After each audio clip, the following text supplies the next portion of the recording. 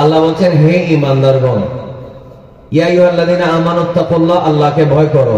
বলে না কাকে ভয় করো? আল্লাহকে ভয় করো। ওয়াযারু মা বাকিয়া মিনার রিবা, যে টাকাটা লাগিয়েছো, ধার দিয়েছো, সেখান থেকে বাকি যেই সুদ নেওয়ার চুক্তি ছিল এগুলা বর্জন করো, এগুলা আর নিও না। ইন কুনতুম মুমিনিন, যদি তুমি ঈমানদার হও। এজন্য আরেকবার চিল্লায়ে বলেন, ঈমানদার কখনো সুদ খেতে পারে না। আরেকবার বলেন, সুদ খেতে পারে না।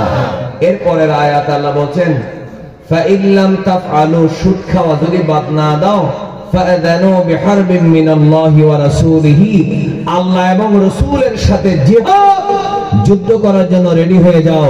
এজন্য আলাউল দিঘির এই এলাকার মানুষ একবার আমাকে শোনান চিৎকার করে, আল্লাহ এবং রাসূলের বিরুদ্ধে যুদ্ধ করার ক্ষমতা আপনাদের আছে? আছে বলে আল্লাহ এবং রাসূলের বিরুদ্ধে যুদ্ধ করার ক্ষমতা আপনাদের আছে? কেউ যদি আল্লাহ এবং রাসূলের বিরুদ্ধে যুদ্ধ করতে চায়, সে ফেরাউন, সে নমরুদ, ঠিক কিনা বলেন? নমরুদ আর ফেরাউন ছাড়া আর কেউ আল্লাহর বিরুদ্ধে যুদ্ধ করতে চায় না। তো আপনি কি ফেরাউন আর নমরুদ হতে চান? আপনি কার বান্দা?